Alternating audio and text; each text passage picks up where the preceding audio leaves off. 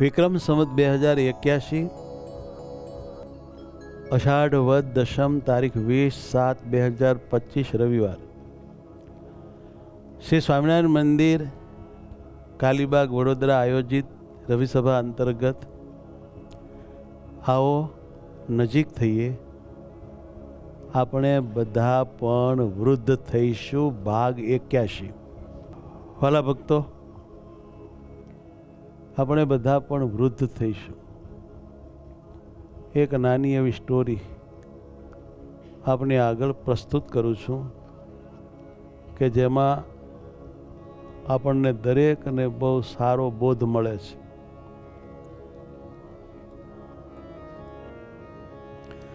સન્માન કરવું વડીલોનું માત્ર ફરજ નથી જ, તો જ્ઞાન ભાવી પેઢી માટે સંસ્કારનું છે બીજ. વડીલને આદર આપીએ, એનું સન્માન કરીએ, એની સેવા કરીએ, એની પાસે બેસીએ, એની અનુભવાત્મક વાતો જાણીએ. એ આપણી માત્ર જરૂરિયાત કે ફરજ જ નથી, પણ આપણને એવું કરતા જોઈને આપણી આગામી પેઢીમાં ખૂબ રૂડા સંસ્કારનું સિંચન થાય છે. આપણા સારા વર્તનને જોઈને આપણા બાળકો પણ એવા સારા સંસ્કારી બને છે. માટે આ સંસ્કારનું બીજ રોપાય છે. સન્માન કરવું વડીલોનું માત્ર ફરજ નથી જ, જ્ઞાન ભાવી પેઢી માટે સંસ્કારનું છે બીજ. વાવેતર જ્ઞાન વૃદ્ધાવસ્થા તો છે મોટો પડકાર, જેને પાર કરવા માટે ટેકો જોઈએ અપાર. ગડપણ બીજાના સાથ સહકાર ટેકા વિના પાર ઉતરી શકાતું નથી. એ જેને ગડપણ આવ્યું હોય એને ખબર હોય. જુવાનિયાને આનો કોઈ અનુભવ ન હોય. જ્ઞાન વૃદ્ધા અવસ્થા તો છે મોટો પડકાર, આવશે તાર ખબર પડશે. જેને પાર કરવા માટે ટેકો જોઈએ અપાર. થોડા ટેકાએ નહીં પાર ઉતરાતું, અનેક અપાર ટેકાઓ જોઈએ છે. પ્રેમ જોઈએ પરિવારનો, હૂંફ બળ ખપે સદાય.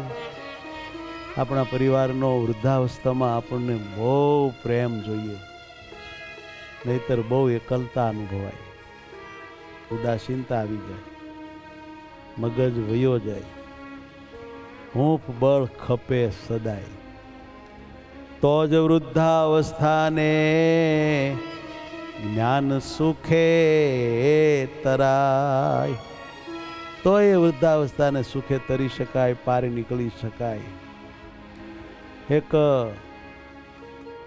અદ્ભુત સત્ય છે. શું? તો જ્ઞાન વૃદ્ધને જોઈએ સૌથી વધારે પ્રેમ. ઘણા લોકો એવું માને છે કે વૃદ્ધ થઈ જાય અને પછી પ્રેમ બળ હૂંફની કાંઈ જરૂર ન હોય. એમ એ તો પાકટ કહેવાય, એટલે એ થાકેલ કહેવાય. એને સૌથી વધારે ટેકો હૂંફ બળને પ્રેમ જોઈએ છે, જરૂરી છે. માટે એને કાંઈ પ્રેમની જરૂર નથી. નાના બાળકોને પ્રેમની જરૂર હોય, વૃદ્ધોને શું? આમ સમજીને કોઈ વૃદ્ધોનો ઇગ્નોર કરશો નહીં, એને સાઈડ કરશો નહીં. વૃદ્ધને પ્રેમ આપજો જ, એજી વૃદ્ધને પ્રેમ આપજો જ, નાના બાળની જેમ, નાના બાળની જેમ. હવે બહુ સરસ વાત છે, આંખ ઉગાડી નાખે. એક સજ્જન પોતાના ભૂતકાળને યાદ કરતા એવું કહે છે. એકાકી સંવાદ છે, સાંભળ્યા જેવું. હે વાલા સંતો, વાલા હરિભક્તો, મને સાંભળો. મારા પિતા વૃદ્ધ થઈ ગયા હતા. એમને ચાલતી વખતે હવે દિવાલનો ટેકો લેવો પડતો હતો, સહારો લેવો પડતો હતો. ધીમે ધીમે દિવાલો પર તેમના ફિંગર પ્રિન્ટ્સ દેખાવા લાગ્યા. જે નિશાન મારા પિતાની પરાવલંબિતા અને નબળાઈની વાર્તા કહેતા હતા, એ દુઃખ જણાવતા દિવાલ પર મારા પપ્પાના પંજાના નિશાનો મારા પિતાની કથા કહેતા હતા. એની પરાવલંબિતા, એની નબળાઈ એ કહેતા હતા. પરંતુ શું કરું? કેમ? મારી પત્નીને આ બિલકુલ ગમતું નહોતું. તે ઘણીવાર ફરિયાદ કરતી હતી કે દિવાલો ગંદી થાય છે, તમારા પિતાને કાંઈ ભાન નથી. અને એક દિવસ તો એવું થયું વાલા ભક્તો, મારા પિતાને થોડો માથાનો દુખાવો થયો. તેથી તેમણે માથા પર તેલ લગાવ્યું હતું અને પછી ચાલતી વખતે તેમણે દિવાલનો સહારો લીધો, જેના કારણે દિવાલો પર તેલના ડાઘા પડી ગયા. અને આ જોઈને હું તમને શું કહું, મારી પત્ની મારા ઉપર બહુ ગુસ્સે થઈ ગઈ કે તમને કેટલી વાર કહેવું, તમારા પિતાને કાંઈક સમજાવો કે નહીં, કેવા છો તમે? અને મારી પત્નીની ચડાવણીથી મારે પણ મારા પિતા ઉપર બહુ ગુસ્સો થઈ ગયો. મેં મારા પિતાને કઠોર શબ્દોમાં ઠપકો આપ્યો કે તમને કેટલી વાર કહેવું, તમને શરમ છે કે નહીં? સાઠે બુદ્ધિ નાઠે આ દિવાલને ડાઘા પાડો છો. ઘરમાં તો એને લઈને કેટલો કંકાસ થાય છે. અમારું દાંપત્ય જીવન તમારે લઈને કડવું થાય. હવે કોઈ દિવસ દિવાલે ટેકો નહીં દેતા, દિવાલને તમારે સ્પર્શ જ નહીં કરવો. મારી આ વાત સાંભળી મારા વૃદ્ધ પિતા ચૂપ થઈ ગયા. એમની આંખોમાં દુઃખ ઉભરાણું હતું. મેં મારા પિતાની આંખમાં આ વાત મેં કર્યા પછી જળજળિયા જોયા અને ચહેરો ખીન્ન જોયો. પછી તો હું પણ શરમાઈ ગયો, પણ પછી કાંઈ બોલી શક્યો નહીં. સ્ત્રીને આધીન થનારા દુઃખી થયા છે ઘણા. હે વાલા ભક્તો, એ માયલો એક હું પણ છું. સ્ત્રીને આધીન થનારા દુઃખી થયા છે ઘણા. જ્ઞાન દુઃખી થવું હોય તો આ છે શ્રેષ્ઠ ઉપાય. એમને આધીન થવું એટલે દુઃખી થશો. પછી તો શું કહું ભક્તો, તે દિવસ પછી મારા પિતાએ દિવાલનો સહારો છોડી દીધો, ટેકો લેવાનું બંધ કરી દીધું. અને એક દિવસ બહુ માઠો આવ્યો. શું થયું? એક દિવસ તેમણે પોતાનું સંતુલન ગુમાવ્યું અને મારા પીપળા પડી ગયા અને એમના કમરનું હાડકું તૂટી ગયું. ડૉક્ટર લાવ્યા, દવાખાને બતાવ્યું. ડૉક્ટરોએ કહ્યું સર્જરી કરાવવી પડશે. પછી સર્જરી કરાવી, પરંતુ શરીરે સહકાર આપ્યો નહીં અને થોડા દિવસમાં જ તેઓ અમને છોડીને ચાલ્યા ગયા. અને પછી થોડા સમય બાદ અમે ઘર રંગવાનું વિચાર્યું. જ્યારે ચિત્રકારો આવ્યા ત્યારે મારો દીકરો, જે તેના દાદાને ખૂબ પ્રેમ કરતો હતો, વાલો હતો, તે દિવાલના જે ભાગમાં દાદાના નિશાન હતા તેને રંગવા માગતો નહોતો. ચિત્રકારો ખૂબ જ સમજદાર અને સર્જનાત્મક હતા.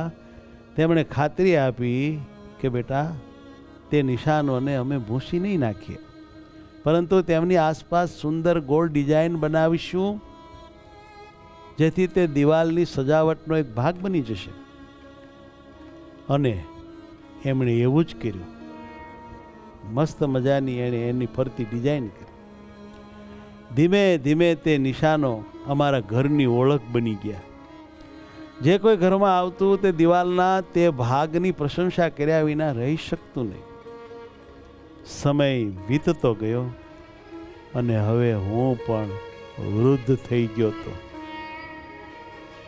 એક દિવસ ચાલતી વખતે મારે પણ દિવાલનો સહારો લેવો પડ્યો. મેં દિવાલનો સહારો લીધો. પછી મને યાદ આવ્યું કે મેં મારા પિતાને શું કહ્યું હતું. પછી મેં સહારો લીધા વિના ચાલવાનો પ્રયાસ કર્યો. ત્યારે મારો દીકરો આ જોઈ રહ્યો હતો. તે તરત જ મારી પાસે આવ્યો અને બહુ પ્રેમથી મને કહ્યું, પપ્પા, દિવાલનો સહારો લ્યો, તમે પડી જશો. દાદા પડી ગયા હતા અને આપણી વચ્ચેથી દુઃખી થઈને વયા ગયા. અને પછી મારી પૌત્રી દોડતી દોડતી આવીને કહ્યું, દાદા દાદા, તમે મારા ખભાનો સહારો લ્યો દાદા. અને ત્યારે મારી આંખમાંથી આંસુની ધારા વહી. મને મારો ભૂતકાળ સાંભળ્યો, મને મારી ભૂલ સમજાણી. કાશ મેં પણ મારા પિતા માટે આવું જ કર્યું હોત તો કદાચ તેઓ અમારી સાથે થોડો વધુ સમય રહી શક્યા હોત, આશીર્વાદ અમે લઈ શક્યા હોત, તેઓ સુખપૂર્વક આ સંસાર છોડી શક્યા હોત. પણ એ ભૂતકાળ થઈ ગયો હતો. હવે એમાં સુધારો થાય એમ નહોતો. પછી તો મારા પુત્ર અને મારી પૌત્રીએ મને સોફા પર બેસાડ્યો. પછી મારી પૌત્રી તેની ચિત્રકામની બુક લાવી અને મને બતાવવા લાગી. તેમાં તેના શિક્ષકે તેના ચિત્રકામની ખૂબ પ્રશંસા કરી હતી. ચિત્ર એ જ દિવાલનું હતું જેના પર દાદાજીના ફિંગર પ્રિન્ટ્સ હતા. તેમાં શિક્ષકે નીચે નોંધ લખી હતી, અમે ઈચ્છીએ છીએ કે દરેક બાળક તેમના વડીલોને આ રીતે પ્રેમ કરે. પછી હું મારા રૂમમાં ગયો. પપ્પાની છબી પાસે રડી રડીને માફી માગીને ખૂબ રડ્યો, ખૂબ રડ્યો. જ્ઞાન એક દિન આપણે વૃદ્ધ થવાના બધાય, માટે સર્વે વૃદ્ધોની સેવા કરો સદાય, સેવા કરો સદાય. ઘરમાં વડીલ હોય તો જ્ઞાન તેની સંભાળ, પ્રેમ આદર આપીને રાખજો સર્વે કાળ, પ્રેમ આદર આપીને રાખજો સર્વે કાળ. જ્ઞાન આપણે કરી હશે કાંઈક ભૂલ્યો સદાય, હજી સુધારો કરવાનો સમય છે મારા ભાઈ. આ કથા સાંભળ્યા પછી હજી સુધારો કરવાનો આપણી પાસે સમય છે. પસ્તાયને છેલ્લે રડવું ના પડે એવું આપણે આપણું જીવન બદલી શકીએ છીએ. ભૂલ ન કરી પસ્તાવો, માફી માગો જ્ઞાન, વડીલો રાજી કરો તો માફ કરશે ભગવાન, માફ કરશે ભગવાન. સહજાનંદ સ્વામી મહારાજ.